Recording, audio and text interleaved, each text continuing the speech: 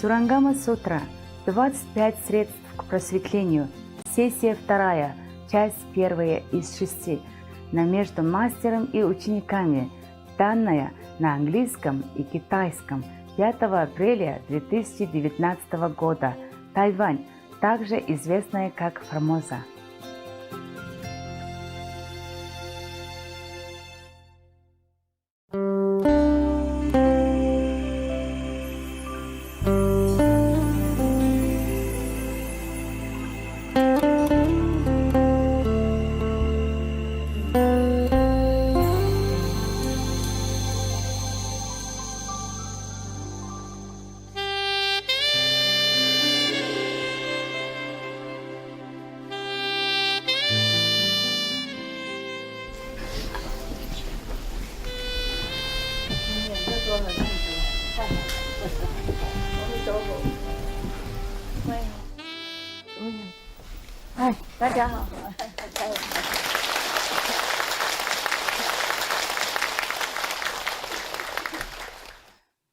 Do you like to see some northern performance from United Korea? Yes. 多少 yes 举手 Shake hand, right hand. Okay, good. Then I will invite them to come. From Pyongyang, okay? The dancing artist from Pyongyang. Pyongyang, you know Pyongyang? Do I have to tell you where? Here is Korea, okay? Seoul, Taiwan, Korea, Taiwan, Southern China Sea, Taiwan, Korea, Seoul, Pyongyang. Because the dancing artist troupe, Pyongyang troupe, they wrote me a letter. Yeah. They say they are very touched that I like them, that I'm concerned about Korea. So they wanted to come to perform for me, free of charge. They even say that, free of charge. Yeah, normally very expensive to invite them, They say free of charge. Oh, I never had anybody offer free of charge before. It's me always offer free of charge. So I was thinking maybe they should come on the Korean Peace Day, yeah? Yeah. You don't have time to come anyway, so we, Taiwanese, we enjoy. 3 more weeks. 3 more weeks. Whoever can stay, you're welcome, okay, huh? They'll be very happy to come. Free of charge. Imagine that. Very famous troupe from Pyongyang. Want to offer me free of charge. The whole troupe, the whole group. A lot of people. Yeah. Very kind people, eh? Then we will see them, if you stay. If not, we only the Taiwanese enjoy everything all ourselves. Today, there was a joke on SMTV, The mother come in and say, you have to go to school now. He said, I don't want to go to school. Why do I have to go to school? He said, because you are a teacher. I felt the same sometimes. Why do I have to come here? Yeah. Thank you. Yeah. Yeah.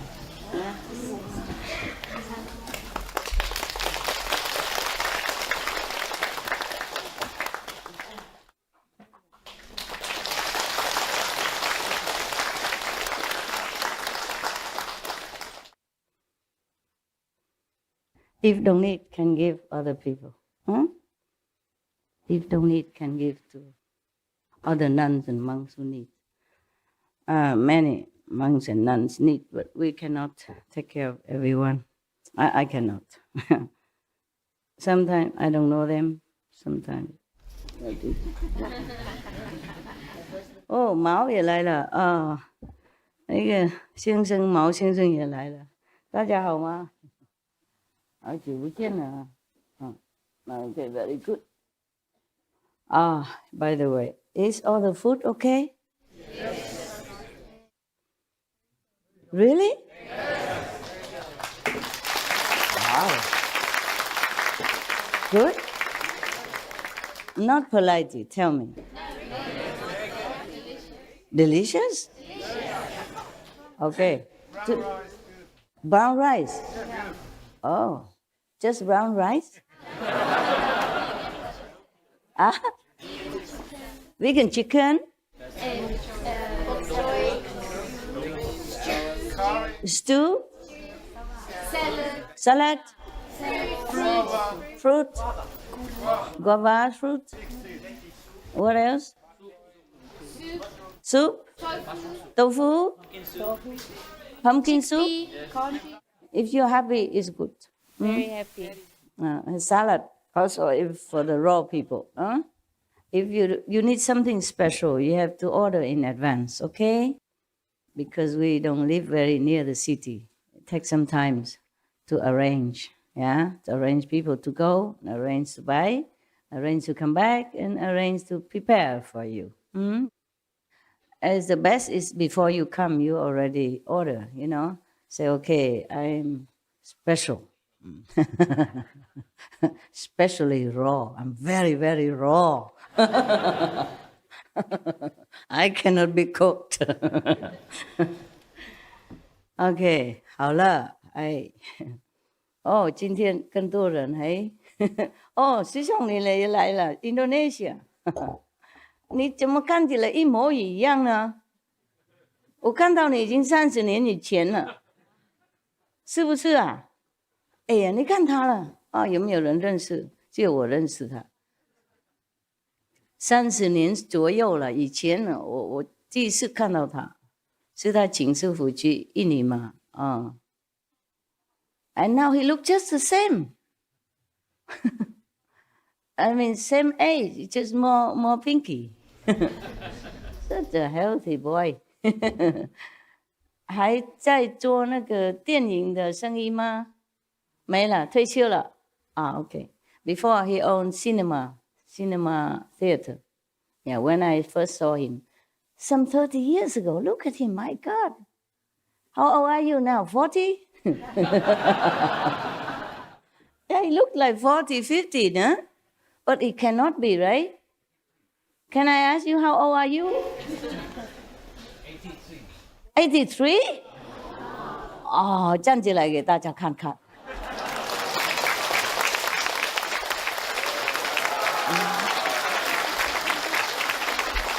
Incredible. Incredible.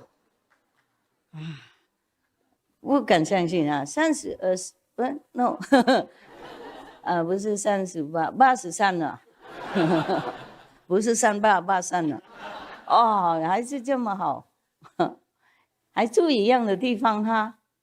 哎呀，我会想念你们那些煮那个菜呀，我来那边的时候，哇，菜最好吃。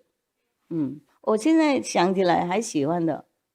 哎，他们不晓得他们家人煮的好好吃，也不是什么很豪华的什么，就是那个口味刚好。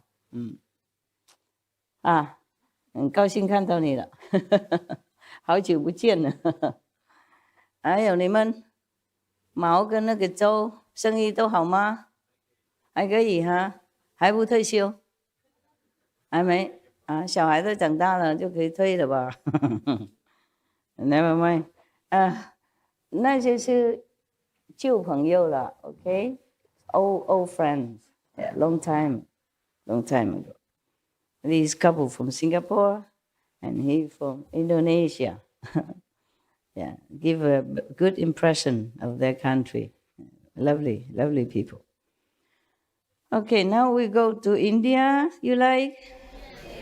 Yeah, let's take a flight. In our heart and flight, free of charge. Yeah. I was thinking of that joke. I also sometimes don't feel like going out to be a teacher. I can't believe being a teacher, you have to worry so many things. Before, when you see some master go on the stage or in the temple, they just go and sit and just talk leisurely, and you thought, oh, nice to be a master, yeah? And many people run around him, or her, doing everything for them. Look like, yeah. How come I don't have such kind of life? I do everything mostly myself, and I have to organize many things. Of course, people are doing it, but I still need to organize, give instruction where to repair, what to do, etc., and have to be on top of it. Like how many people can come now, or we have to be in Sihu. We have to organize buses. You see what I'm saying, and all that stuff, and have to organize over there too. A lot of things. Even this seems small thing, but all day just small things, nothing else. Yeah, and my dogs also. Sometime change assistant, and the dog got sick. And until I check it out, they're already sick. Yeah, sometimes too late, and I feel sorry for my dogs that sometimes I just have to leave them for someone else to take care, and not everyone bring good energy or healthy kind of atmosphere, okay, huh? Even though you are initiated. And as you know very well, the past karma, the master power, delete. But the present karma, you must carry on. Otherwise, you cannot live. You must die immediately if you have no connection with the world at all. Yes.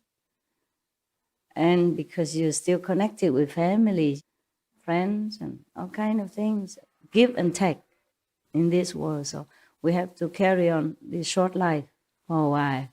Yeah, whatever we have to do, we have to do. That's why we need the 5 precepts. That's why the precepts come in. Otherwise, maybe your karma in this life is already destined to be bad. Yeah? Then you have to rely on the master power also, but your own willpower, the precepts, to know what to do, what's right, what's wrong, so that you control yourself. Yeah? Then you take the destiny also in your hands to guide it with the master help into the right direction. So our life is better. Even though we cannot help the whole thing, but at least action don't do any harm, at least. Okay, now we take a flight to India. Yesterday, I was talking about the 4th meditation method with the 2 kings of medicine, plus the 500 other Brahman gods who are also helping with the healing process. Yes. Any healing things, any healing process or power mostly came from the 3 worlds, because it's a physical body, physical world. Yes, and they control them. That's why you see that yesterday is included 500 Brahma gods in there. Probably the 500 Brahma gods were also physically present because they probably incarnated into the world to help people, to help healing. And these 2 kings of medicine, they have been doing it life after life. Therefore, they have such a powerful healing technique or help to their patients. That's why you can see some doctors are good. Yeah, they have green hands. Some people, some doctors still graduate, same, maybe even excellence, great. But they don't have so much healing ability. I mean, a natural ability. Yes. Most doctors, they should not think of themselves as God, but the world revere them as God. Yes. The doctors should always pray before they heal. Yes. In India, there are such like that. I was invited into some doctors' houses. I told you already. At least one of them I saw is written in the office of the doctor saying, I prescribe, the doctor prescribe, but you heal. It should be like that. And remember the story I told you about the Indian boy who wanted to marry me? Yeah. Just one first glance. Jeez, Indians was fast. I thought the Western style of life is faster, but the Indians they are fast. Yeah. He was very good looking, yeah, young. I was much older than him. He didn't know. Yeah. But maybe I didn't look that old. Yeah. Long hair, shining hair. Mhm. Beautiful. Walk alone with a white punjab. I think very eye-catching. He's on the horses. I'm walking. Most Indian, they have money. They ride on the horses because in the Himalaya trails we don't have any other vehicles with the machine. Not even motorcycle. In some area, very short distance maybe, but otherwise it's just climbing and a rocky mountain and small path. Therefore, they hide the horses. And then if the horses cannot go because some are too rough, for the horse even to climb, then they hire these laborers. Yeah, these are rich people, they do that. But I was no rich. I walk all the time. And I walk alone, yeah. So it probably was eye-catching. So he's young, you know what I'm saying? Yeah. And then still invite me to the mother, huh?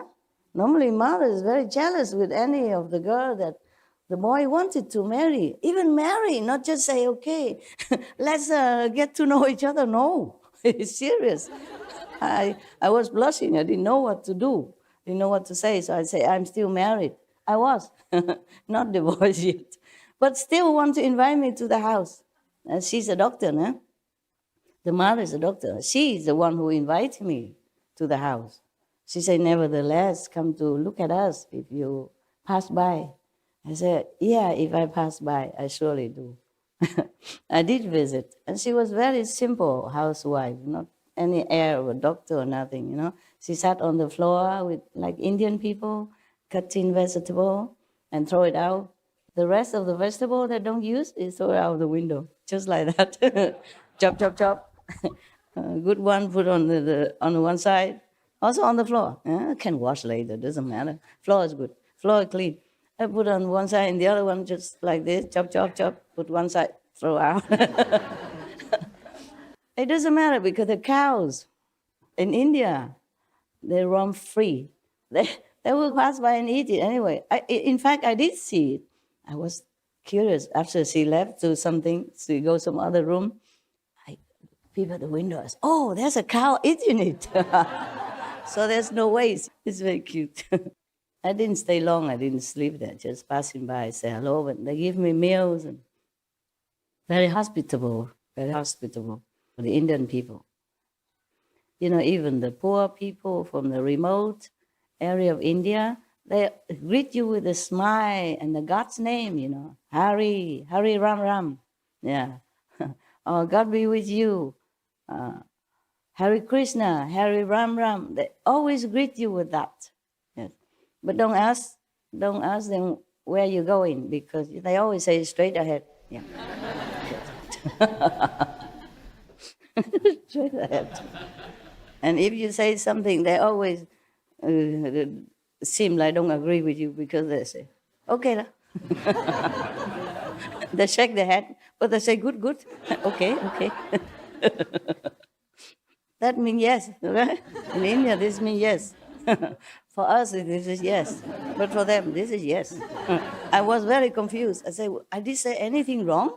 I didn't. Why you always disagree with me? And if I ask the direction, straight ahead. Yeah, maybe the rural people, they did not learn too much English, so that's the few words they know. All you know is straight ahead. Well, that's where you should go, actually. Yeah, where would you want to go? Straight ahead, no? Very good people. Now, let's go yesterday again. I told you the calendar always pops up by itself. We should really thank the past masters, monks and nuns and scholars who have taken time to record the Buddha's teaching after the master's nirvana, and also for the past and present persons, lay or monks or nuns who have really dedicated themselves, sacrificed their time and precious health or under any difficult situation to translate this so that I can read it to you. And we have to thank them. And may they be blessed forever by all the Buddhas, past, present, and future. May their merit be immense. May they be liberated forever. Thank you.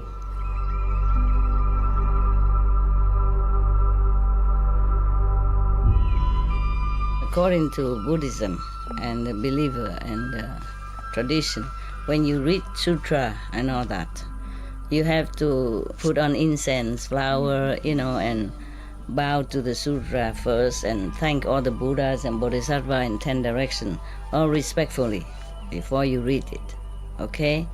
And then you cover the sutra also with silk or, beautiful cloth, and I just make it more popular. Yeah, more easy, simple. And I apologize to all the Buddha. I say if I done something wrong, according to the tradition, my heart is full of respect. It's just that I cannot always do that. So please, all the sin, whatever I've done wrong, is all on me. At least other people, they hear the names of the Buddha, according to the sutta, they will get benefit. Yes. So yesterday we said that the physician king and superior physician say that the Buddha asked them about, asked the assembly about perfect penetration. For them, as we have been certified, the cause of flavors is the superior means. But as I have told you already, they were attending to the Buddha personally. Therefore, the Buddha was blessing them immensely, being so near. Maybe they have to touch the Buddha pose, listen to the chest. In the old time, they don't have this stethoscope. They just put their ears right on your chest and listen. How more near? How nearer can it be? Okay? Therefore, they probably soon out physically. And their astral body just flew up to heaven. Therefore, the flavors at that time they tasted is not the same as the normal flavors that they taste with the ordinary medicine for other patients. Yeah. But then because of that, they thought, oh, it is the flavors that give me awakening. And the Buddha even certified to it. So for us, the flavor is very, very important for enlightenment. He even says superior. So they become enlightened by means of flavors. That's what they said. But don't try. Don't go pharmacy and taste everything. Huh? Will you get enlightened then?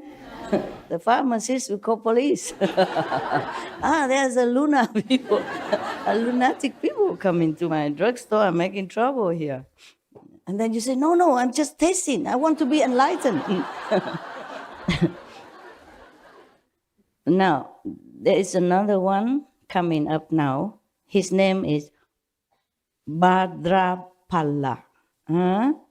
And another 16 awakened lords who were his companions arose from their seats and bowed at the Buddha's feet.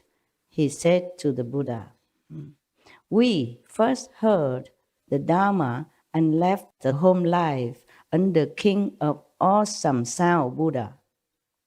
Once, when it was time for the Sangha to bathe, I followed the custom and entered the bathhouse.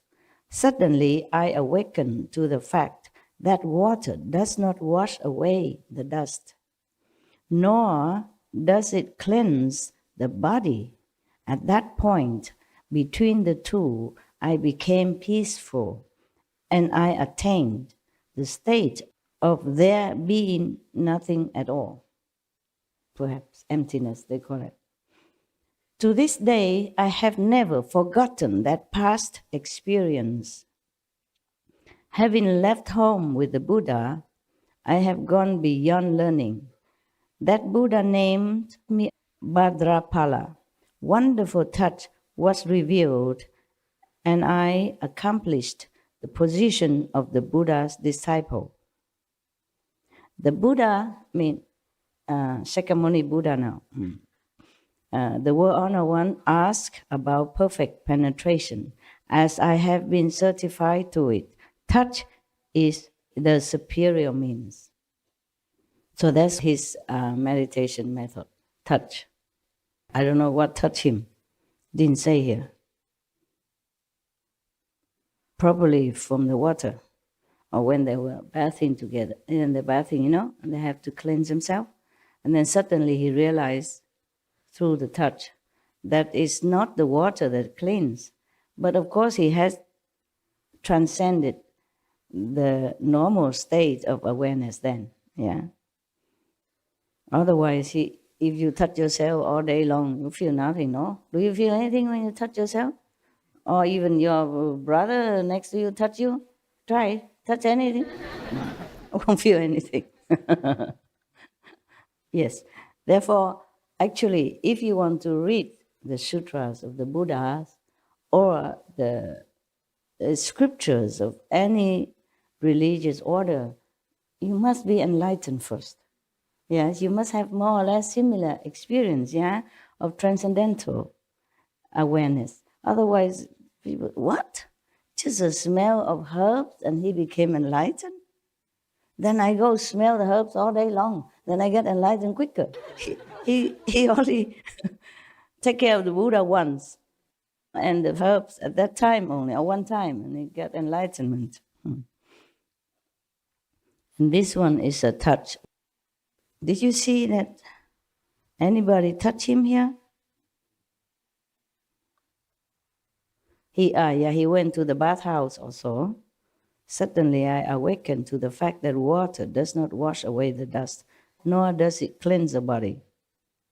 Okay, between the two, he entered the state of not because of the water or not because of the touch, and then he realized that if he's in a bathhouse, I'm sure he was scrubbing himself, trying to cleanse himself, and that's how he became enlightened. So he thought it was the touch of the body, of the sensation that he awakened. It's not. It's just like everything else before us. So now we know. So that's another one, number 5, huh? We still have 15 or something to go. Now, this another Buddha great disciple, Mahakasyapa. He will be one of Buddha's successor later on. Huh? And you should know that. Even though it doesn't mention here, okay? But I read elsewhere. It's different. So Mahakasyapa is one of Buddha great disciple. And then another nun called Purple Golden Light Bhikkhuni. I explained to you yesterday already. Bhikkhuni means nun, but fully precepted nun. Bhikkhu is fully precepted, 250 precepts. Yes. If a novice, then we don't call them Bhikkhuni. Yeah, we call them maybe Samini, Sami or Samini. Yeah. Sami means a young boy, a new novice to come to become prepared to be a monk. It takes some time. And then Samini is a woman, lady nun, yeah, but not yet fully ordained. Yeah. These are all bhikkhu and bhikkhuni. Yeah, okay. I was also. I'm supposed to be bhikkhuni, but don't look at me. Don't question.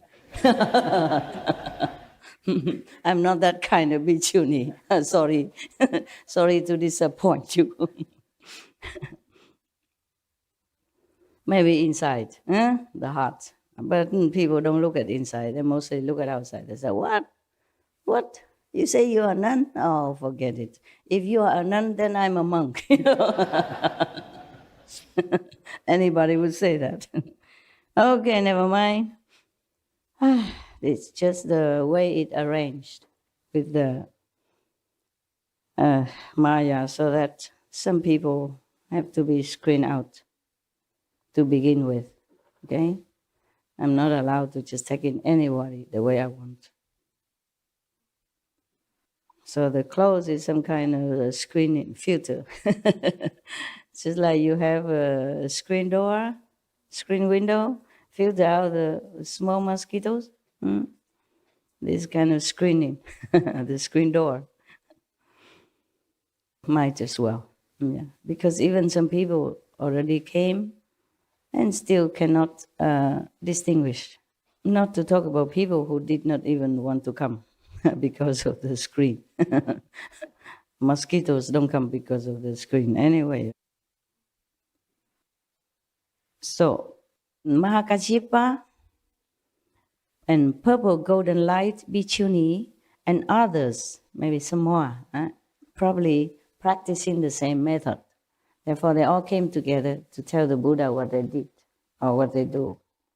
So they all arose from their seats, bowed at the Buddha's feet, and said to the Buddha, "In the past Kalpa, in this region, I drew near to the Buddha named Sun Moon Lamp, who was then in the world. I heard Dhamma from him and cultivated and studied with him. After that Buddha's extinction, I made offerings to his sarira and lit lamps to continue his light." Do you know what sarira is? No, okay, I tell you. When some saintly people die, or in case this Buddha, any Buddha die, they will burn his body as a custom in India. And then whatever left over, solid substance, they will put it in a stupa. They build like a small temple and put the sarira in there. Yeah, sarira means the leftover from the Buddha's cremation. Saintly people mostly call it sarira. Okay, most of the Buddha's sarira has become very beautiful. It's not like ordinary people after burned, not much left, or just ash, or just some little crumbs of bones. Buddha's body condensed into some kind of jewel, 7 color of jewel. You know, it's like, imagine it's, okay, do you know moonstone? Yeah. You know crystal? Yes. It is so clear between the moonstone and the crystal. Some clearer, some not. And it's about this big. Bigger than my thumb. 2 thumbs together. About this big. Okay? And round. And very beautiful color. People would put it in this kind of small stupa, they call it. Yeah. It's like a mini shrine. And mostly it's like triangle, yeah, and decorated, carved, scrubbed beautifully outside. And inside they put the sarira. It's a relic. A relic, yes, a relic, that's correct. Yes. You Indian? Nepal. Nepal, similar, that's why they know a lot about it. All right then. So these 2 groups, the Bhadrapala group and other 16 retinue people, and also this group of Mahakajipa and Purple Golden Light Bhikshuni and others, they are retinues. They normally have their group, you know, like he's a group leader. They have practiced already in the past, as you can hear that already, yeah? Are you okay? Your eyes are red. You didn't sleep well? No, I'm fine. I'm just very happy. You were happy and you cried? Why are you crying? Pure tears of joy. Truthfully, I'm so happy. We are all so blessed. You're happy? So happy, blessed, spoiled. We love you so much. Of and course, we're really I'm your grateful. babysitter. I sit here. And you feel safe, and of course somebody take care of you. But you go beyond what's necessary, Master. And I can't hear you at all. What? you go beyond what's necessary, Master, and it's just really so Beyond touching. the duty, you mean? Yes. Okay. So this is my now. duty. Yeah. All right. Thank you. Thank you. I'm glad you're happy. Okay. You just like fans, that's all. I don't know. Like those famous movie stars and singers, if they sit with you, let you come to their house, of course you're happy. Huh? Even you're not coming to their house at all, you're not allowed to. You just stay in a big open air theater somewhere and you already hoorah, hoorah, hoorah. Oh, oh. And here I let you in my house and entertain you every day. If you're not happy, then you must be crazy. I can understand that. Yeah. No, I guess it's different. I hope it's different. I hope you're not just my fans. Oh, whatever. Yes, I do what I can. I thought you didn't sleep well, your eyes red. So they practiced before, you see, in the past Kalpa, also in the same region where the Buddha Shakyamuni was at that time. They were practicing with the Sun Moon Lam Buddha, who was then in the world. At that time, he was in the world. I heard Dharma from him and cultivated, and studied with him, etc., etc. And then after the Buddha Nirvana, she make offering to Sarita, and he lit lamps to continue his light. Maybe maybe lighting lamps, normal lamps, to offer to the Buddha, or maybe she meant that she continued to teach people because she said she lit the lamps to continue his light. So I guess that she was kind of continue his teaching lineage. Yeah. Otherwise, the normal light cannot be Buddha's light, nah? That's what I guess. Okay. From that time on, life after life, my body has always been perfect and has shone with a purple golden light. The bhikshuni, purple golden light, and others make up my retinue. And we all brought forth the resolve for Bodhi at the same time. So that was their story. Yeah?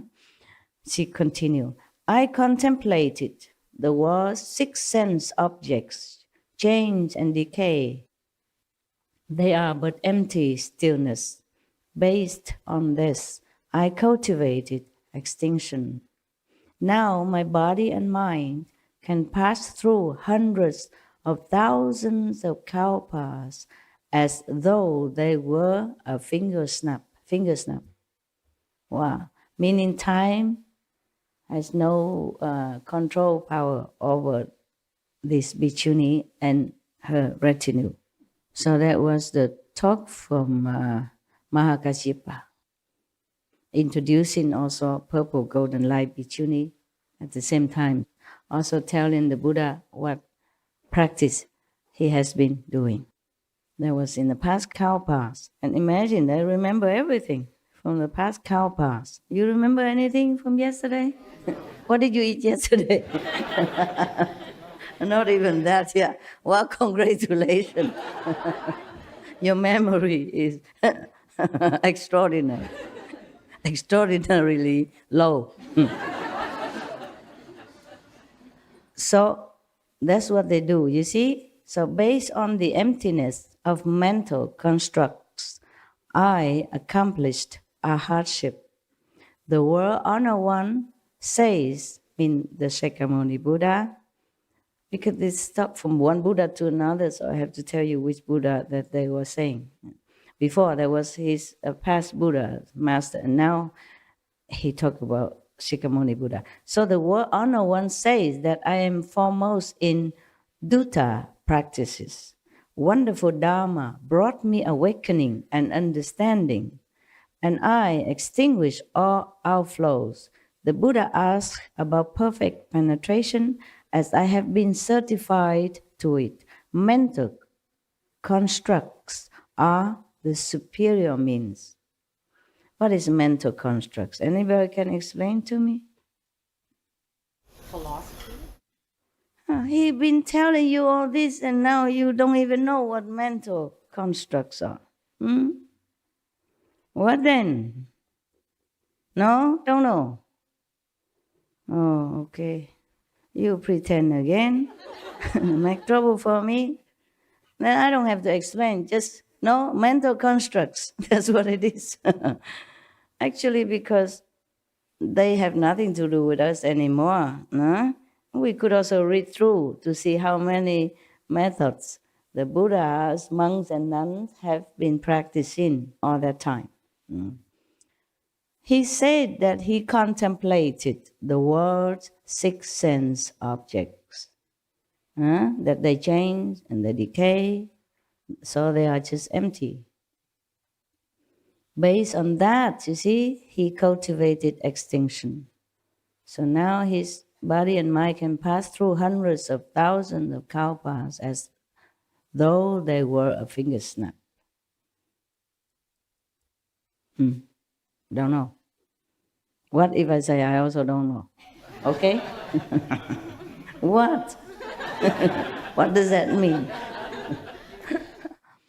He's using his intellect, his mental power to observe the sixth sense, you see, that we know. Touch, smell, taste. What else? What else? Okay. So he's using his intellectual power, mental power to analyze this. And it's also a kind of contemplation, concentration. Thus, he became enlightened. People use different faculty to be enlightened, okay? Yes. Even sometimes practice the same method. Therefore, people has different experiences inside. Just like you, brother and sister, I teach you one method, but some of you have different experiences. Some, have experience outside, obviously, or some benefit of some kind, and some go inside, see different worlds, different dimensions, etc. So this is what he did in order to get enlightenment. Therefore, he said to the Buddha, mental constructs are the superior means, because he think, or the sixth sense object would be deteriorated someday or another, but the mental capacity would still remain. Yeah. Therefore, he said that his body and mind is belonging to the mental domain, yeah? So he say he still have it. And his mind can pass through hundreds of thousands of kalpa, as if with a finger snap. All right. So he think if you use the mental power, the mind power, then you can be enlightened. Just be more observant, more concentrating, using the mind. Our method don't use the mind, except just to repeat some protective kind of phrases. Yeah, that's we have to use. Otherwise, it's not the mind that we use to observe or to analyze anything. You see, he did observe the sixth sense objects, and then he see that they are not permanent, not lasting. It's just the mind. Even the sixth sense object, he observed that they all come, go, but his mind is still alert, still can see that. That means he think he used the mind to see things, to know things. So now is another one.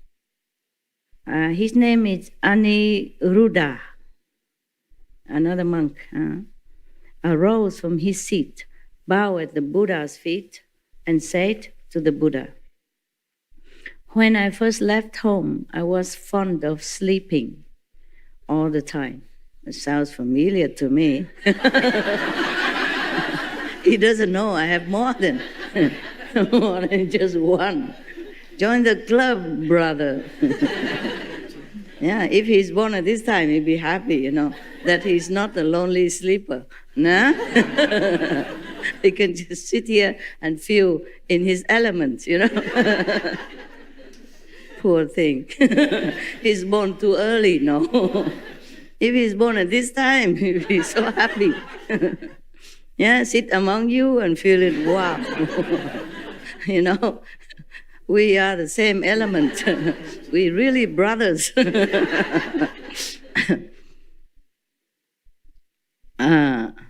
The third come one scolded me. Well, I didn't. At least the Buddha is more strict. You see that? So if you blame me for being too strict, well, I'm only the disciples of the Buddha in strictness. Yeah. The third come one scolded me and said, I was no better than an animal. Oh God, the Buddha is really, really stern. And I thought the Buddha never scold anybody. Well, he did actually. He did scold. Another sutra I read that he did scold his son. Yeah. His son was as children, he was so young, little boy. And he said his young stomach cannot bear one meal a day. And he said that he is meditating too long, he cannot bear, etc., etc. The Buddha scolded him. Say that, you see this, I remember something like, you are the son of the Buddha, and it's like something worthwhile, yeah? But if you see the basin that I used to wash my feet with, can people use the feet washing basin to eat or to put something more valuable in it? So the Buddha meant that if he is not trying hard, he will be just like a useless, common, not much worth utensil. Something like that. But here is you're like an animal. Oh, wow. I didn't know the Buddha can be so strict. I forgot this. Yeah, at one time, I read somewhere else. So, Buddha story. One bhikkhuni, addicted to garlic. She also always go to the lay person's house and ask for some garlic. One day the lay person don't have any garlic in the house. So he told her that she can go to his field and take some by herself, because he was probably busy or something. And she went there and take a lot or something. And from then on, the Buddha said, whoever eat garlic will go to hell. Just to eat garlic. Probably he was angry because she damaged the field of a lay disciple, which being a bhikkhuni, you should not. Yeah, and you should not be so addicted to something that you have to be so dependent and became so less dignified. Buddha probably was angry and saying, don't eat garlic, but she still sneakily going and doing that and damaging people's property. I would also be very angry. Yeah, because that is not a representative of enlightenment. Yeah? All right. So, go back to this monk, Aniruddha. When I heard the Buddha scolding, I wept and upbraided myself. For 7 days, I did not sleep, and I lost the sight in both my eyes. He tried too hard to open his eyes. Probably maybe put a toothpick or something, to keep it open or in front of the light so that he don't sleep. Yeah. This go to extreme, typical disciple. Right? When I say I want a banana, they bring me every day a lot. Even the whole village cannot finish it. Yeah. And one time they bring me these Vietnamese, they call it chả or something like that. These Vietnamese ham, the whitish color, outside green, they wrap with banana, yeah, and it's round like a ham, like this. And well, this round, or this tall, and they cut into small pieces. And one day they give it to me, some slice. Oh, good love loves that. Yes, I give it all to him. I'm not really very fond of anything, not much. Nowadays, not much. So good love ate more. Yum yum. Next day, I gave double portion. Yesterday, same stuff. And good love is not there anymore. So I returned the same portion, the same amount.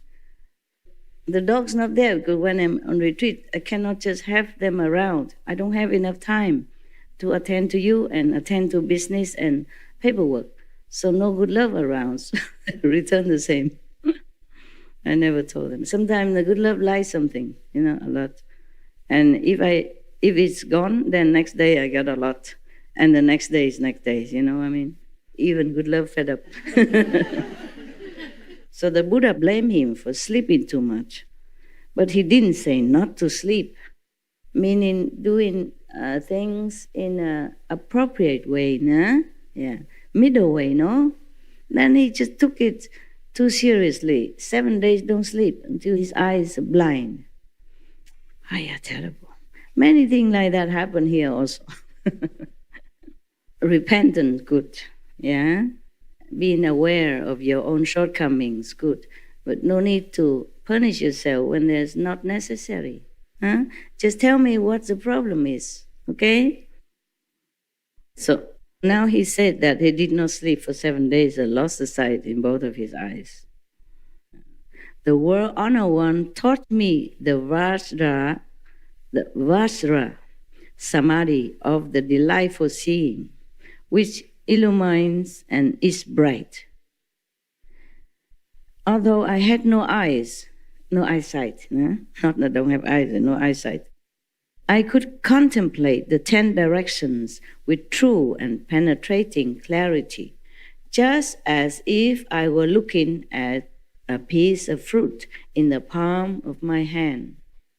The third come one certified me as having attained a hardship. The Buddha asked about perfect penetration, as I have been certified to it. Returning the seeing back to its source is the foremost method. Meaning, you don't see with the eyes, just like you are doing in meditation. Yes. As I have told you before, one of the Zen masters said, if he knew, the nature of our own primordial, luminous and glorious self, he would be better being blind, deaf, and dumb to begin with. That's what he said. Because we can't use anything. This physical, ephemeral nature of things and the body, we cannot use any of them for enlightenment. So that's why when he has no eyes, he realized after the Buddha taught him how to see inside, then he knows that the seeing source is not from the eyes. The eyes get the seeing from the source, just like the ears get the hearing from the true source. You see, that's why we don't use the ears, but we hear. You see, if you did not practice Kuan method, how would you understand what I'm saying? Anything at all. Yeah. Even you practice Kuan method. I asked you many times. I did not understand. Not to talk about the people who don't. The blind, lead the blind, both fall into the ditch. Yeah, now you know, huh? So hurry up, okay? Yesterday I asked you about the 2 medicine king, remember? And you talked to me about the herbs. I asked about the enlightenment, their awakening. And you said, because the herbs, the smell of the herbs, the different herbs, the mixture of the herbs, all nonsense. Miss the mark 2,000 miles. Just like you miss the magician's hand, he's doing something to distract you while he's doing something else. That's why you don't see where the pigeon come from. Or where his handkerchief come from, or where anything else come from. Yeah. Just the quickness of his hand and the distraction skill. It's just like, this is a joke everybody knows, that before you go and learn medicine, the professor teach you to put your hand in some patient's feces and taste it. Yeah. And he did that. The professor put his hand in the patient's feces and tasted it. And he told every student to do it. They did it, yuck. But he said, you stupid, you should have observed. I put this finger, but I taste this finger.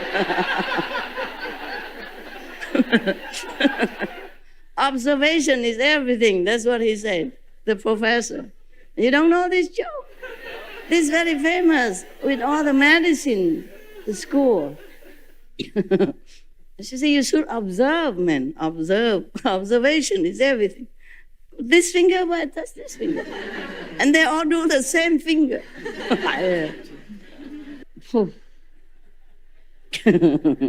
You can laugh at people's expenses, but how about you guys? Yeah, we can get easily distracted by some unimportant factors or unimportant movement or some unimportant object, and we do the wrong thing, yeah? And think the wrong thing. All right, so we continue. Yeah, returning the seeing back to its source is the foremost method. But seeing only, yeah? Not yet the Kuan method. Most masters, they don't teach you everything. Or maybe that master only specify in that seeing. Most people nowadays, or most master or Zen teacher, they only do the seeing. Only do the meditation seeing, concentration, or breathe, yeah? Something like that. Or observing the body, something like that. Or observing the natural of the impurity of the body, yeah. And then until you see only skeletons in front of you, something like that, yeah. But very rarely teach Kuan Yin method. Very rarely, yes. Only some like we know, like Sakyamuni Buddha. Those famous masters all the time up to now all teach Kuan Yin method. If you read carefully, you see. Even Milarepa also, yes. Milarepa master also teach Kuan Yin method. That's why before the master give him initiation, he know nothing. He just build bricks and houses, and then get scolded every day and beaten up even until bleeding.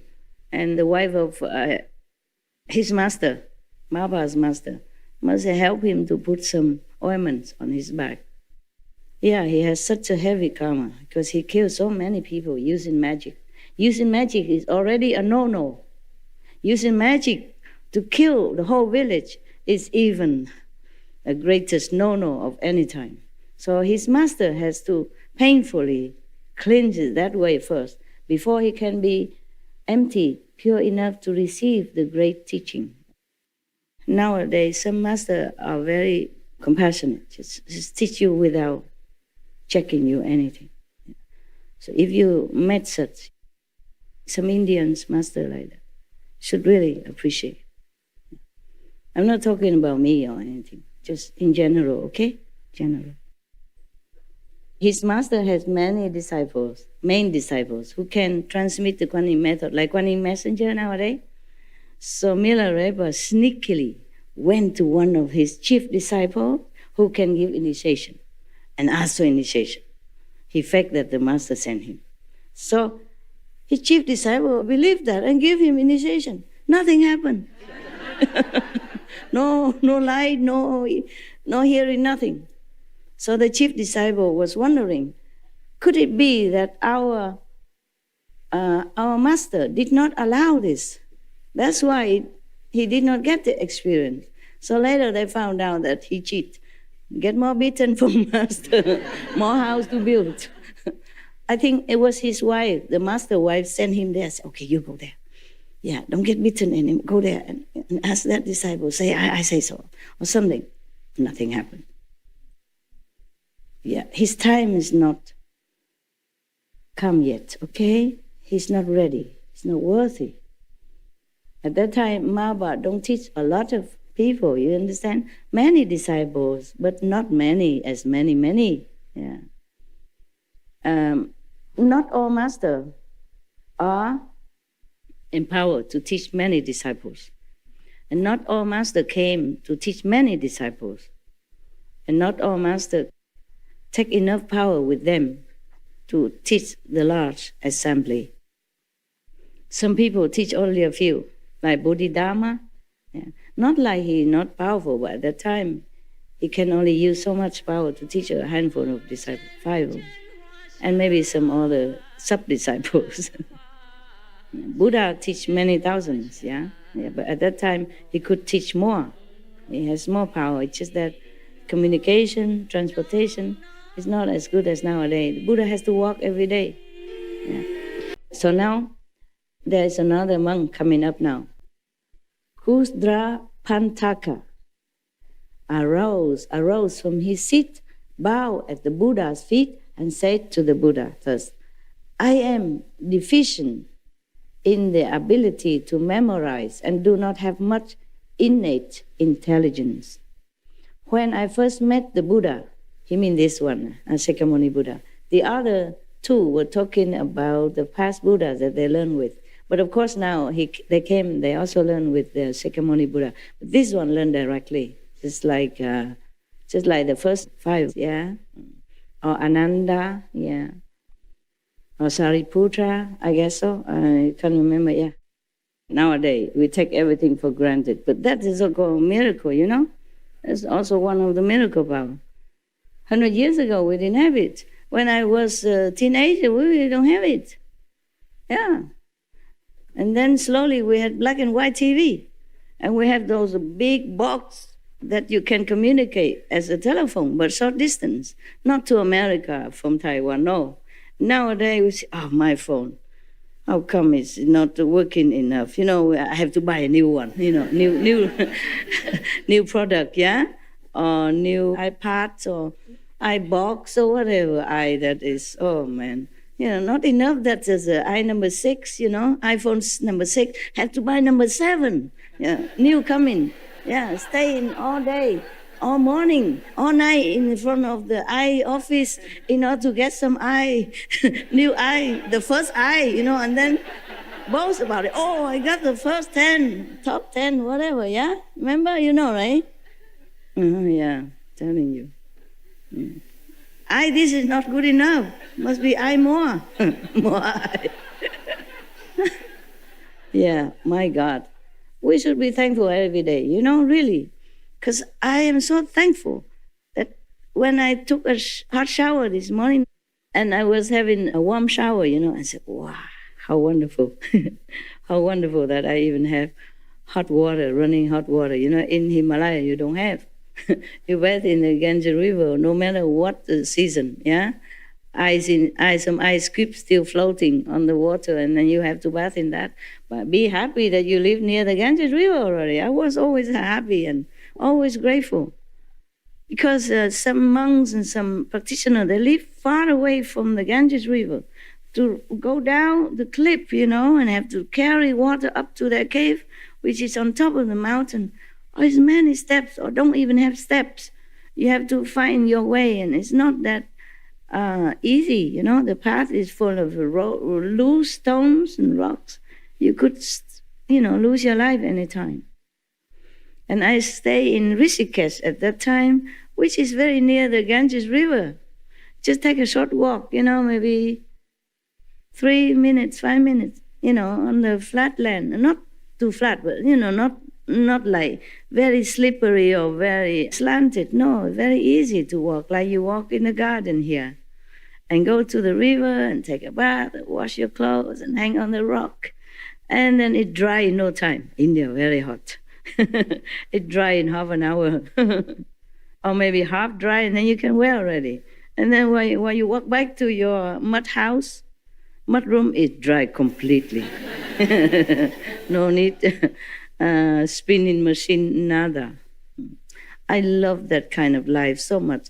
I wish I could go back there. Just rent a mud house. It costs like a gift, you know? Costs a few rupees.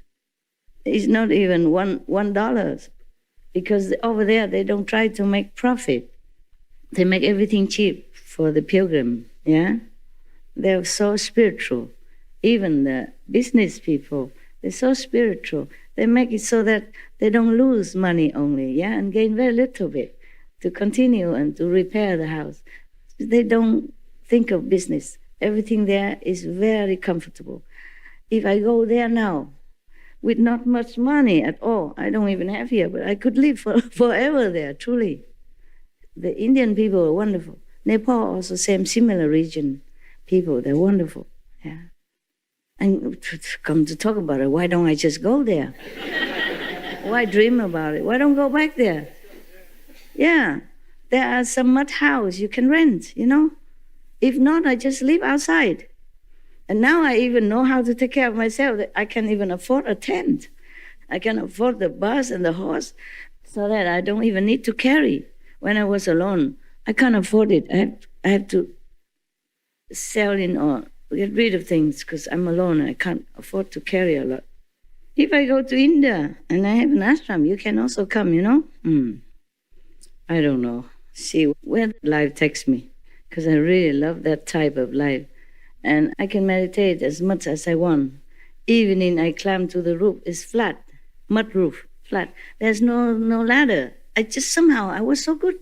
Now I cannot do that. At that time I just climb up like nothing. There's some little hole in the mud house, you know, and you just use your toe to grip on it and it come up. Nowadays, if you pay me, I won't dare, you know. Truly, at that time I was kind of invincible. I do anything, go anywhere, drink dirty Ganges water from the downstream on the lowest area where the lepers living up there, on top, higher up. Nothing happened to me. Has a big fever, going to Bodh Gaya in summer, you know, when the heat hit you, like you could not even walk. You walk like this. Like you're climbing the big hill, and it's only flat road, but it's so hot. Even Indian people don't dare go out. I was so naive. I walk in the noontime because I'm eager to go to see Bodh Gaya, you know, where the Buddha sit under the tree, the Bodhi tree to become enlightened. I was eager. I did not know time or no sun, nothing. And I walk, and it seemed like you carry a mountain and walk up another mountain, and the big typhoon were blowing you down. That heavy.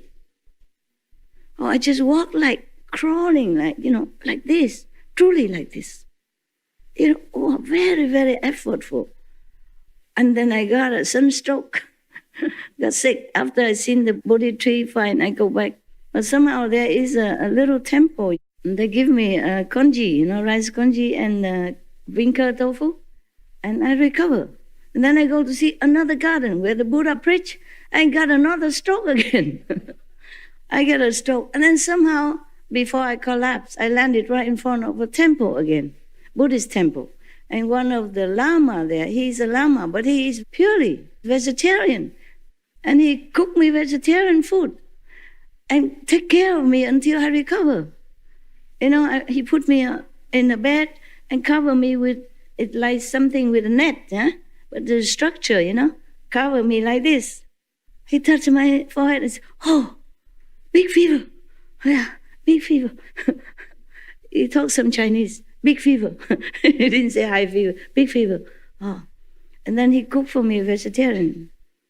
I said, is all this vegetarian? He said, yes, I'm vegetarian myself. And later, when I was first in Taiwan, I sent him some vegetarian food from Taiwan because he didn't have much there, you know, but such a big heart, yeah. In front of us, I don't know what is a Deer Park Garden or something, I forgot. Or Varanasi, something. Yeah, I forgot. There was a temple. I just landed up in some temple like that. When I really needed, I had no more strength left. Just collapsed, you know, in front. So they took me in and take care. And just simple congee, you know, like rice soup like you eat in the morning, and tofu, bean curd, that's it, and I recover. I say, how did you know how to cook rice soup? He said, my master taught me, you know, if somebody's sick, you don't give rice, you give rice soup. Yeah. His master is a Taiwanese, a monk, Taiwanese monk, and he's vegetarian, of course. Yeah. Yeah, it's so many. It's miracle all the time, yeah? There's no problem, no big deal. I was so eager, anything for enlightenment, so I just go here and there, do anything without considering me as a very fragile young woman. Yeah. But God takes care of everything. Like a book we said, no? God takes care of everything. He did truly take care of me. So this is Kusdra Pantaka talking, yeah? When he first met the Buddha, he said, I heard the Dhamma and left the home life. But when I try to remember one line of a verse by the thirst come one, I went through 100 days remembering the first part and forgetting the last, or remembering the last and forgetting the first. He has no memory faculty, not very sharp. He tried very hard to remember what the Buddha said. Yes, in those days, and nowadays also, in many parts of the world, people don't have other facility, or they just do like tradition, memorizing the whole Bible or the whole Quran, memorize the Buddhist scripture. I also did memorize some. You have to memorize some, like the morning service, the evening service. And when you make offering to the Buddha and recite some mantra for the ghost and all that, you must know. I had to memorize also some, yeah. And also they memorize some of the mantra, the compassionate mantra, like from Bodhisattva. It's a long mantra, yeah, or some shorter mantra. But even in a morning service, you have to remember. You cannot just sit in front of the Buddha, bowing and reading. You have to prostrate to the Buddha and, oh, I forget. What was it, Buddha? What was it? What was the last part before I bow? I forgot. You have to learn by heart, yeah? Like you have to make offering to the Buddha. I learned both Chinese and Vietnamese. Yeah, in the morning you have to make offering. Yeah, like Gong yang jing jing fa shen, no che no fo. You make offering to different Buddhas, and then you make a mantra for the ghost, something like that. It's like chanting. It's very nice, very beautiful. You have to learn the whole process. Yeah, you cannot take a book. Oh, where was I before? Over here, I can ask you, where was I? What did I say? But in front of the Buddha assembly, how many monks, many nuns, and you have to read fast, like everybody else. You can just, wait a minute, I forgot. Wait, all of you, wait a minute. So then, this monk, he has no memory kind of talent, yeah? So then he tried to remember the first, then he forget the last. Remember the last, he forgot the first. Yeah. So the Buddha feels sorry for him. He said here. So the Buddha took pity on my stupidity, yeah, and taught me to relax and regulate my breath. You see, the Buddha teach him breathing now, so that he can be more relaxed. Yeah. The Buddha also teach breathing technique now. Yeah. I contemplated my breath truly to the subtle point in which arising, dwelling, change, and extinction happen in every sana, every nanosecond, he said, okay? Every ksatna, that means nanosecond. In Sanskrit, it says ksatna, yeah. But he realized every nanosecond that because he contemplated the breath truly, yeah, until to very subtle point, so that he see the arising, dwelling, change, and extinction happen all the time in this world or the other world. Yes, every nanosecond, something new arise, something change, something exists, destroy every nanosecond.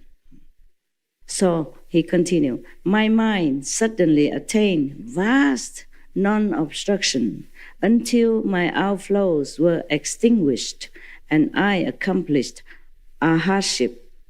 Beneath the Buddha's seat, I was sealed and certified as being beyond learning. I mean, he's already enlightened, yeah. And no need to learn any book or any instruction anymore. Just continue to meditate, to continue further, yeah. So, and the Buddha asks us about perfect penetration, as I have been certified to it.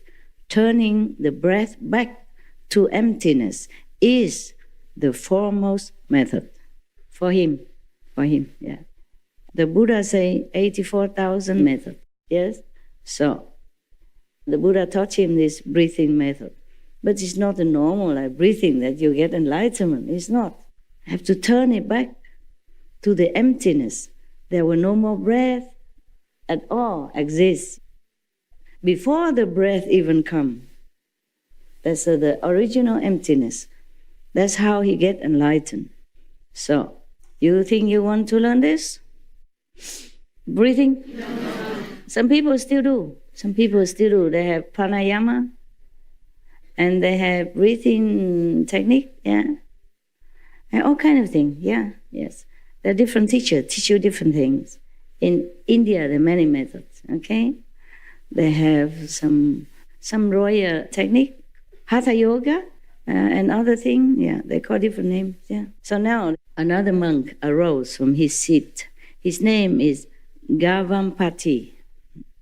Bowed at the Buddha's feet and said to the Buddha, I have mouth karma created from a past offense.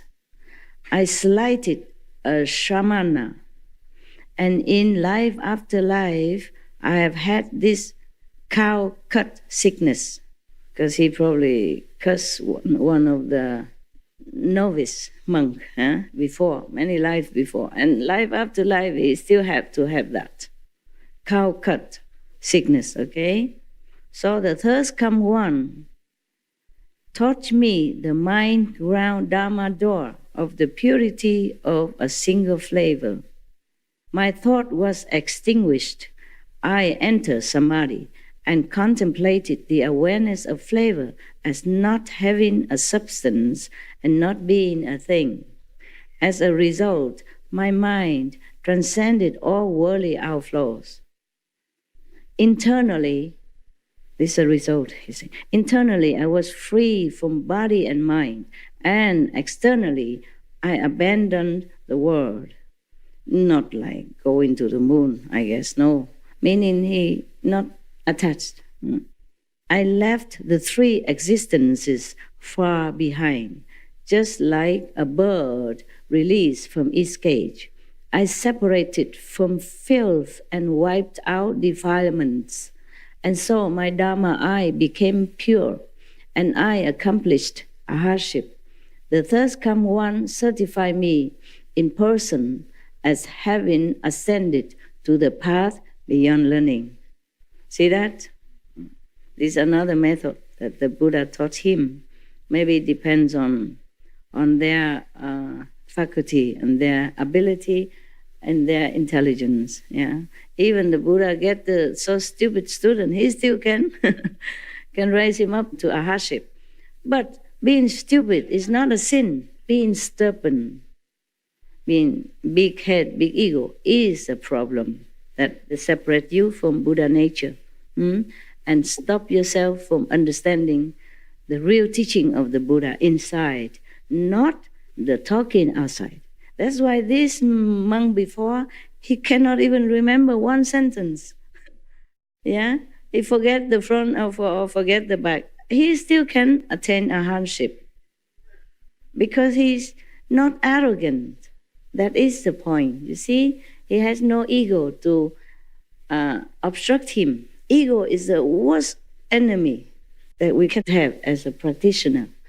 Just too much fixation on the outer, phenomena and allurement, and then forgot to go inside. Or too much proud of small attainment or small success, physically or emotionally or spiritually. This is all very detrimental to our spiritual progress. It's the ego make it like that. Make you attached to this and that, make you feel proud of this and that, which is absolutely nothing. It's dust compared to the real thing, compared to your real purpose in life, to meditate, okay?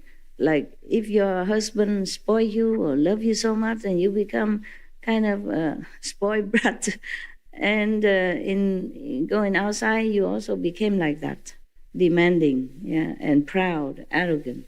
Or your wife is spoiling you, then you also became stubborn, yeah, too much ego, thinking, oh yeah, I'm wonderful, I'm the best, I'm somebody. It is okay for self-confidence, but not overstep the boundary between self-confidence and arrogance. Then you'll be fine. You have to know, check yourself, whether or not you are obstructing yourself. This is really, really, really detrimental for your spiritual progress. You go nowhere, carrying around the ego like a baby, like a precious thing. Just let it go, okay? We are nobody. We are nothing, really. I mean, maybe outwardly, look like I'm your master and teaching you, but inwardly, I don't feel like I'm anything. Inside my feeling, I don't feel like I'm something important. I never had this kind of even feeling to grasp at, I do my stuff, diligently every minute, every second, every hour of the day, what I can. Take care of my dogs, take care of my things, do my business, take care of whatever I have to. And if you come, I teach you a few things. But inwardly, for example, suppose I do scold you. It doesn't mean I'm arrogant or anything, because I don't feel like I'm anything. I just do what I have to do. It's just like I tell my dog, stop it, Don't play too rough. That doesn't mean I don't love my dog. That doesn't prove that because I'm their master. It's not like that. I just have to stop them before they get too serious. That's all. Not because I'm their owner. I don't feel like I'm owner of the dogs or anything. I just have to take care of them. It's just situation. Make it like that. It's just like if I teach you or I tell you something, it's just necessity. Not because I think I'm a master. Not because I think I have the right to do that. It's just automatic. It's spontaneous. So love doesn't always mean smooth talk or nice treatment. So get it quite clear. But don't pray that I scold you either. If all of you here come and ask me to beat you up, scold you, then what else would I do? Then we can forget the whole Suragama Sutra or any sutra or whatever. Yeah, just beating, scolding, beating, scolding, beating, scolding. Hundreds of thousands of disciples, scolding, beating all day long. Like Marfa, Milarepa's master. Like what? Like how Milarepa's master was beating his... His disciple. He is only one disciple. There's thousands. Look around you. And they haven't not all come here yet. Not all of them are here yet. Thank God that the world offer them jobs. Yeah, not all can take holidays, yeah? And thanks God that some women and some men do marry them. You can't get rid of us, Master, Yeah. but you can at least get rid of some. Yeah, get rid of some. Yeah, through jobs, through marriage. Children, thank God they also have children. And friends, and parents, yeah. And mortgage, yeah. And car to pay, Television, machine, all these are keeping them somehow. Yeah, otherwise how do I manage? Now we go back to the Buddha's business. Another man come called Gavampati, okay? And he has a problem with the mouth. It looked like a cow cut, cow mouth. So the third come one taught him mind ground Dharma door of the purity of a single flavor. And then he became enlightened, yeah. And he has no worldly outflows anymore. He transcended, yeah. Internally, he was free of body and mind, and externally, I abandoned the world. I left the three existences far behind, just like a bird released from its cage. You know what the three existences? Any of the nun, monk, tell me?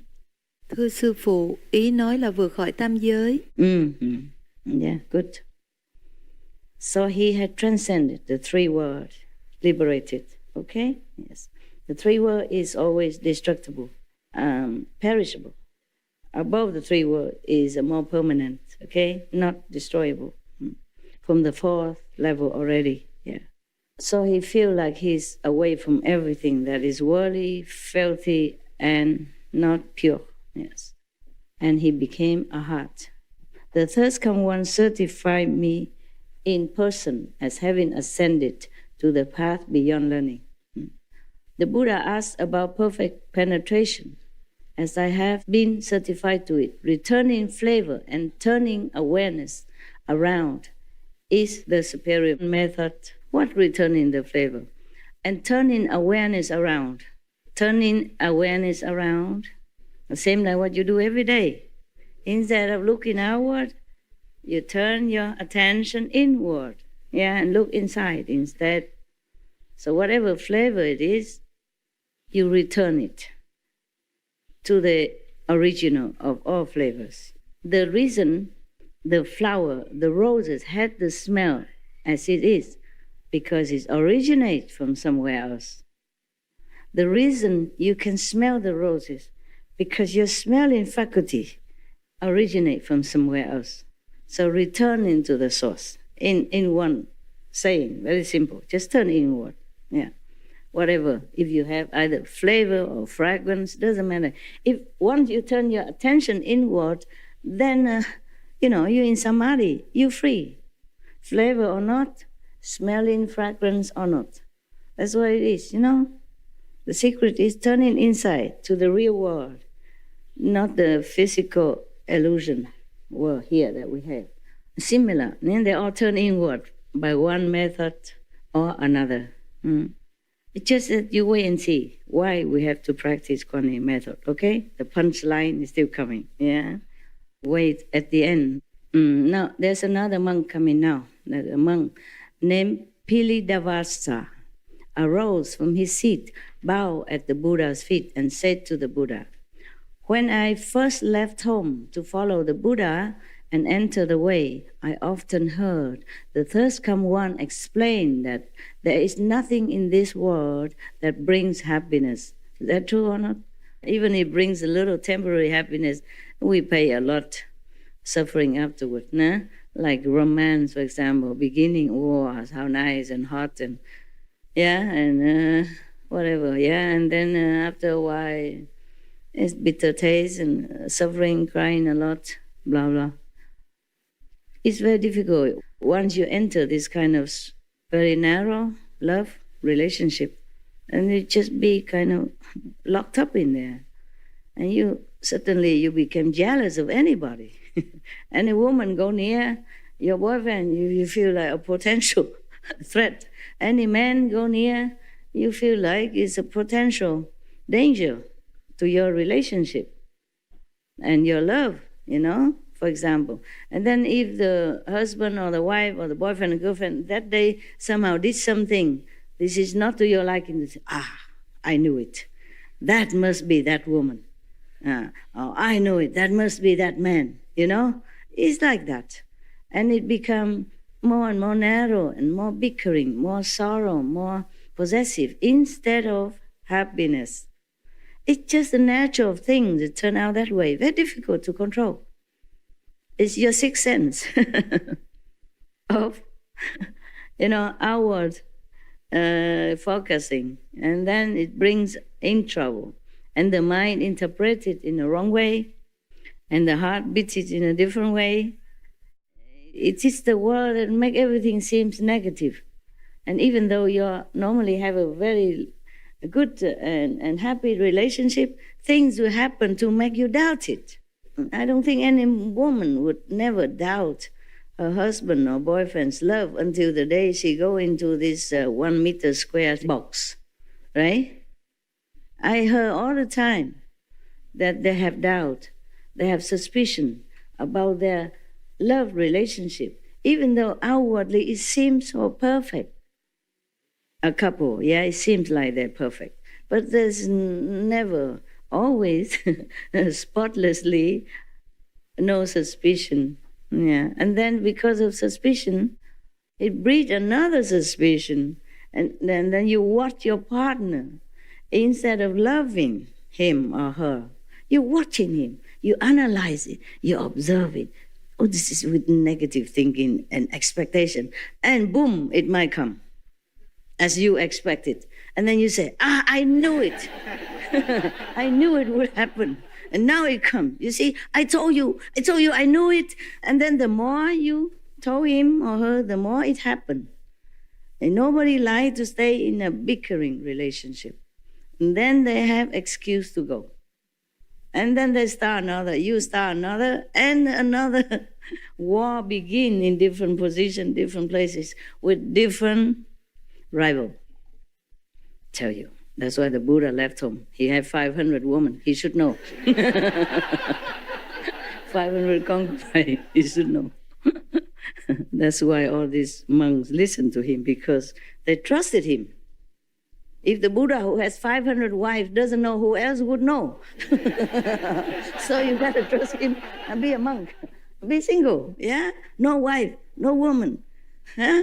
Trust him. Be monk like him. Yeah, so that's why 2,000 monks always surrounding him, not wanting anything else, not wanting woman or anything.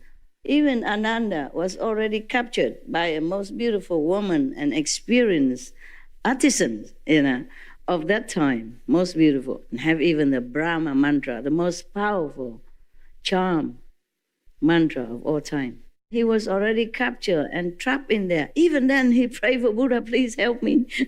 I just want to be a monk. Believe that? Because they trusted the Buddha. The Buddha is full of experience, not just in heaven, but on earth as well. So all the monks never waver, huh? Maybe that's what it is. Maybe that's why they all became monks. Even though being a monk is not easy. You can't even look at any woman. When you walk, you just look about 1-2 meters in front of you only, huh?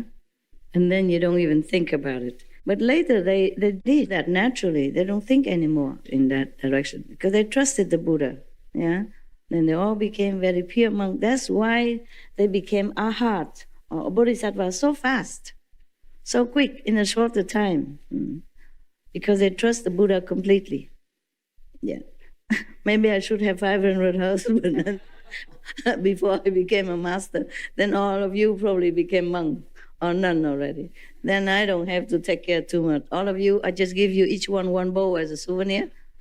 Then you go outside. Take care of yourself. And maybe bring some back to me. And now I have to take care. Tell the kitchen do what? Build a kitchen for you. Build a place for you to eat, and worry about the rain that might fall into your cup and become a soup instead.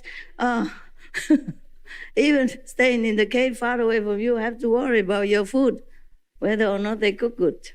Because you're all different nationalities. And the Korean would probably miss the kimchi, and the Westerner miss their cheese and cereals, breakfast. Here we only have congee soup, all the same for everybody. Korea, Indian, German, or English, America, no care. Eat or not. Only one choice, eat or not eat. Never mind, you won't die for a few days, will you? No, huh? You manage, right? You can bear the suffering, right? I feel sorry for you. Wow, what a suffer you have to go through. Eating congee instead of cereals breakfast. Nah? But you seem so happy, so it must be suiting everybody, just like we all practice one method. We all eat the same food. Don't worry, I ate the same with you, okay? I eat the same thing. Nothing extra, okay? I made them give me the same food so that I know whether or not they cook at least decent, okay? Swallowable. It's delicious. Oh, you are just too hungry, that's why. At home, you have a chance to go to your own kitchen. Nah? It's all right. You eat when you feel like. There are always some leftover in the kitchen. It depends on the cook. Miracles always happen. Because some chef come and he cook the congee a little dense. And some other come, it's like watery. I experience the ebb and flow of my life in the kitchen style, all the time. Some cook very generously, a lot, and good flavor. Some are just simple, very sparingly, yeah, as if you want to save money. Yeah, one day I had to kind of admonish them. I said, the workers, they stay here, or they came here to work, to repair all the area construction. They work from morning till night, and very hard, and also the weather is cold. And they are Chinese or Vietnamese, mostly Asian. And the way you cook congee like this, they don't have enough physical, stamina, strength to continue in the cold and rain. You stay in the kitchen. You can eat any time you want or anything. If you don't like it, you can always cook something for yourself. And you stay in a warm place inside the building. They have to work outside. You have to cook the congee better than this, thicker, okay? Because the Chinese or Vietnamese, they like congee, the rice soup. You have to make it more substantial. That's the only time I demand the difference. The rest, I normally eat whatever they eat. I don't really care so much. But sometimes I advise them, because sometimes the protein don't taste so good. And the salad is too plain. You put some more nuts in it, or the sauce has to be not too sweet. No, put some avocado in the salad so people have also more protein and essential quality, substance. Yeah, that's how I do. Okay. So this monk, his name is Pilindavasta, arose and bowed at the Buddha and said, "When I first left home to follow the Buddha," meaning Shakyamuni Buddha, if they don't mention anything else, meaning that present Buddha at that time, "I entered the way. I often heard the thirst come one explain that there is nothing in this world that brings happiness. Once, when I was begging in the city, I was reflecting on this Dhamma door," meaning this method of the Buddha teaching. Dhamma door, it means a method. Where they say door, because like you can enter through that. That's why they say Dhamma door. Just the same as method, okay? The Buddha taught him that nothing in the world brings happiness. So when he was like begging for alms in the city, he was remembering that and reflecting on that. And did not notice a poisonous thorn on the road until it had pricked my foot. My entire body experienced physical pain. Poisonous thorn. There's such a thing as poisonous thorn? Be careful where you're walking, huh? With your shoes. When I was a kid, I remember I walked very often barefoot. Yeah, and now I just remember that. How did I do that even? I walked to school barefoot, I walked back barefoot, about 1 kilometer. And I walked mostly around the village from one place to another, barefooted. Yeah, I remember that. And nowadays, I see my dogs walk around without shoes. You can't wear shoes on dogs all the time. And I feel sorry for them already. And then I saw TV animals, they walk in the forest without shoes. Of course, they don't have shoes. And I said, how do they do that? Won't they hurt themselves? By some thorn or something. Won't they feel hurt on the rough surface? I even feel like that. But now I remember. Now I talk to you because of the thorn, I remember. Yeah, sometimes some thorn also prick my feet. And kids, you're invincible. You just look at it, you try to pick it out if you can. If not, you ask some of your buddy, try to use. On the road, in the tropical, you always have some thorn, like a cactus thorn, or some bushes will have thorn. When they dry or something break it, it's on the road, and it prick you, it pin inside. If it's not broken, you can just pull it out, If it's broken inside, it's a problem. But don't worry, I always have solution. There's the thorn that is dropped from the tree. That tree have other thorns. So I pluck one and use that to dig a hole in where the thorn is and pick it out. Yeah. If I cannot do it because of the special area, I cannot, then I ask my friend. We are all very expert because we all walk barefoot and we all have thorn. Now and then prick our feet. No? We are kids. Kids are the most wonderful time. We are invincible. Yeah? We fear nothing. We know nothing. And we stop at nothing. Yeah. I climb trees, float on the ocean. Yeah, I did. On the back. Just lay on the water. Floating. Yeah, and just enjoy the sun until my face burned. Could not even touch it. Until all the body, becomes so black and burned and red. And you come home, you cannot even touch the sheet. Nothing can come on your body. And I don't remember putting any oil, nothing. We were kids. We were just invincible. It will just heal itself. And we do it again. Not like have bad experience and stop. Because Vietnam have sea everywhere, no? The kids love to go to the beach and lay in there until the sun going, and then our body already all red and burns and suffering, and then go home, ooh, ooh here, ooh there, but then go again. Children, I guess the animals, they're also like that, too pure, too naive, fear nothing, just walk on. So at that time, when the thorn pricked the foot of this Bichu, he experienced the whole body pain, but my mind also had an awareness. Though it was aware of strong pain and recognized the feeling of pain, I knew that in my pure heart there was neither pain nor awareness of pain. There are two states of mind that exist at that moment of pain caused by the poison. One is the knowing of the pain, feeling of the pain. On the other hand, he knows that there is not true pain, no pain.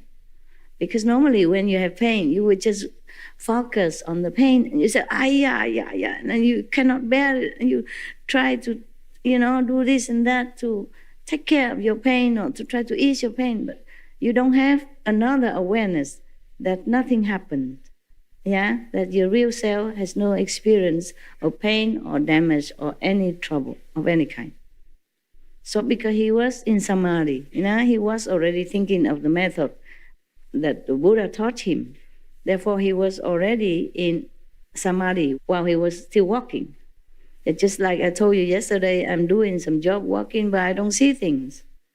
I don't see the way it is. I see in the purity of my mind. Heaven told me that because you are so pure. That's why you see that so far the way you think it should be. And that because your soul is up, you don't see the whole world, but see a part of it only. That's what heaven explained to me. Because when I came back to the physical, the mind don't capiche anymore. So I have to ask heaven, okay, what happened? So the Bichu continue. Pilindavasa continue. I also thought, is it possible for one body to have two awarenesses? He was asking himself. Having reflected on this for a while, my body and mind were suddenly empty. Not like empty, but he's in Samadhi. He don't feel the body anymore. Just like some of you sometimes, or even you leave the body and look down and see, oh, who's that? You sitting there, whoa. So old and crumpled. When you outside of your body, you are younger, vigorous, and happy and beautiful. And when you're a little bit older, you go out of your body, you look down upon yourself sitting there and say, who is that? Whoa. After 21 days, my outflows disappeared. I accomplished a hardship and received certification in person and a confirmation that I had realized the level beyond learning. And the Buddha certified him. So the Buddha asked us about perfect penetration. As I have been certified to that, purifying the awareness and forgetting the body is a superior method. Through that, he attained a hardship. Okay, purifying the awareness and forgetting the body. Can you do that? No. Maybe he don't feel this every day. But he attained to the ultimate of this goal, and then he can return to it on any time he wants. It's not like every day he go find a thorn, prick it, worry, fit himself just to see if the pain cause him this awareness again. It's just like some of the monks before, they have the awareness of secretive and pervasive at the same time. This monk also experienced a pain, but no pain at the same time. Well, this you must have. Even I have. Sometimes I have trouble or sorrow, but on one hand, I know there is nothing can affect me. Very clear. As clear as the nose that I see on the chocolate face. Like that. Your chocolate brother. It's very clear like that. On one hand, you are feeling sorry with the situation or with someone or with the world. But on the other hand, very clear that nothing happens really. Understand what I'm saying? Yes. All right, I hope. But you do experience that. Yeah, you do know that. It's just you forget or you didn't pay attention. Pay attention to your progress, okay? So that you know that you progress. And that encourages you to continue. That knowing that you go the right path. That's all. Not because we try to collect experience like medals or like trophies, okay? We should know where we are and where we're going. The calendar. Super. Iron woman, right?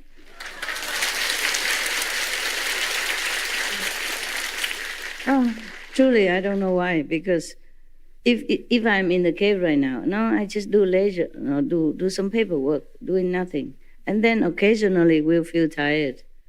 Cannot talk like this. Cannot imagine it.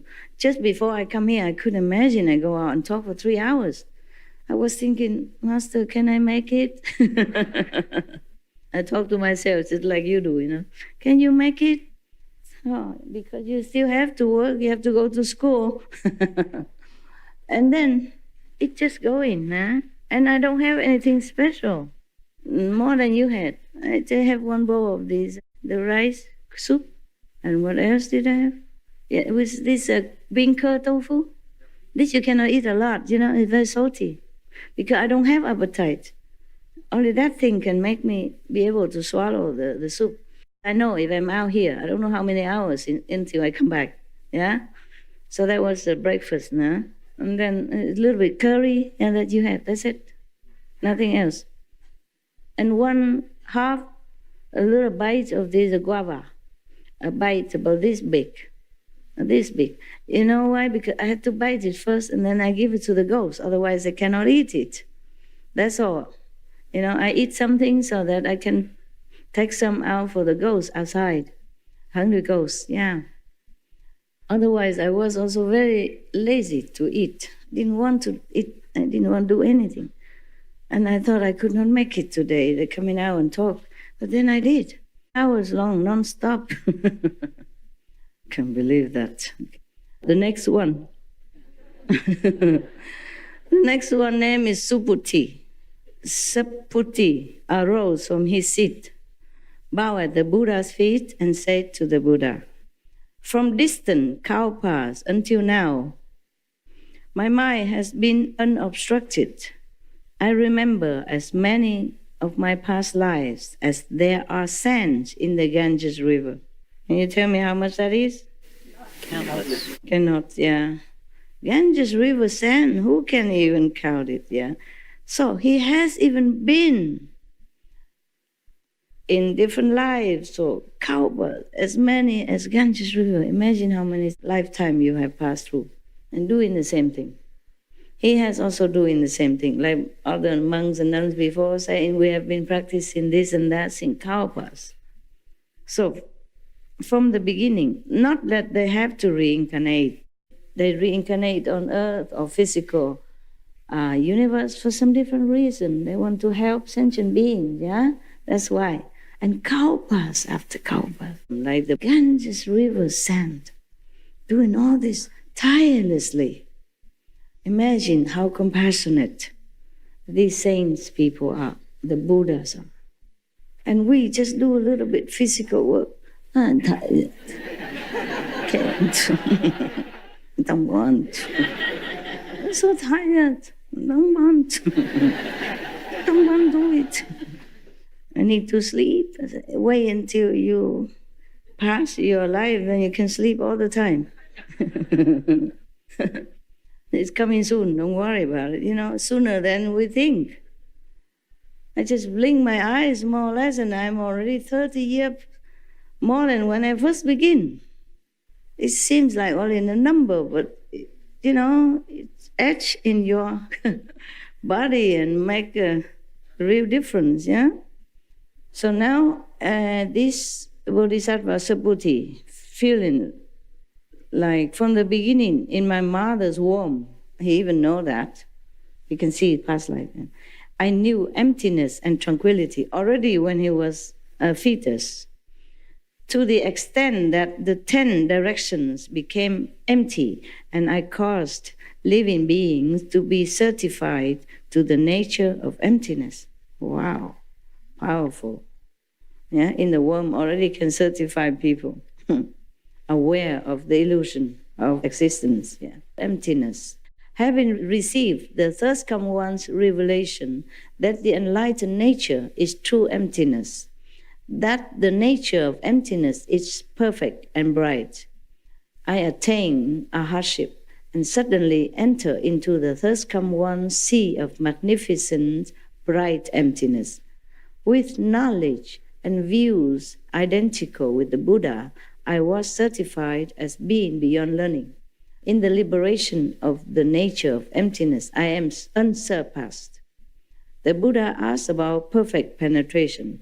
As I have been certified to it, all appearances enter into nothingness. Nothingness and what becomes nothingness both disappear. Turning phenomena back to the void is the foremost method. What mean the void and what mean emptiness? They're the same, okay? They are the same.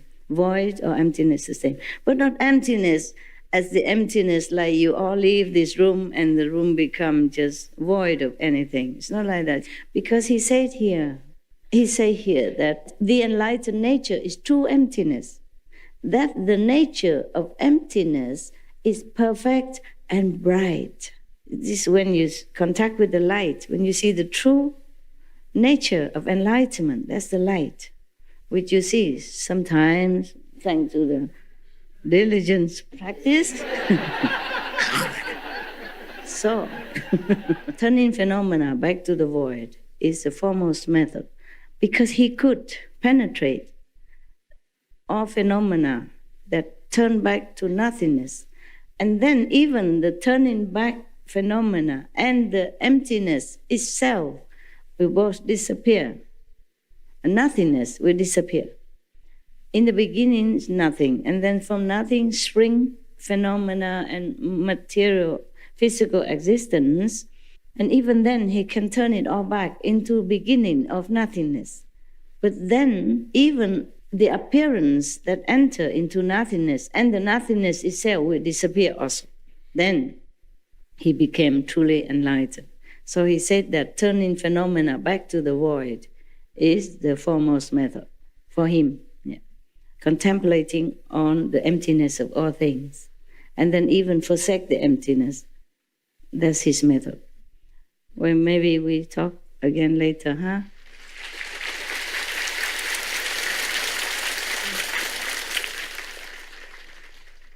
So Sariputra will be the next. Huh? I mark it here.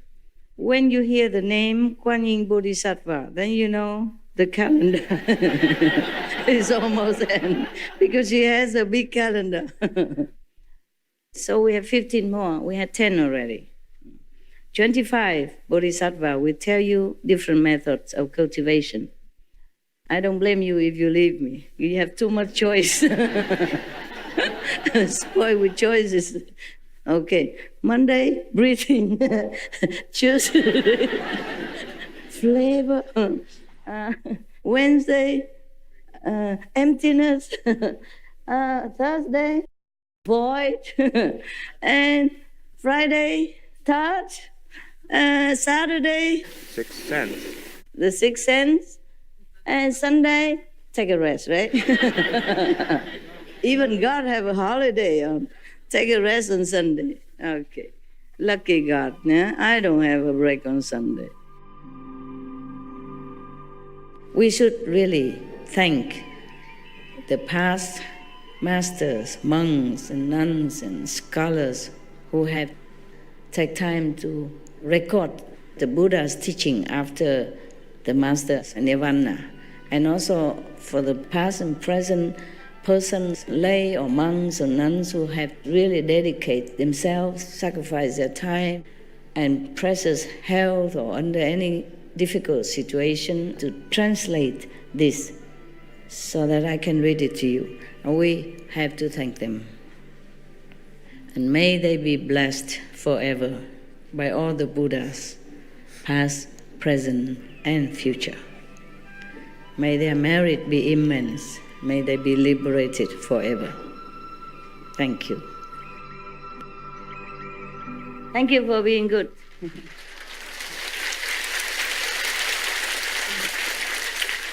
For being attentive.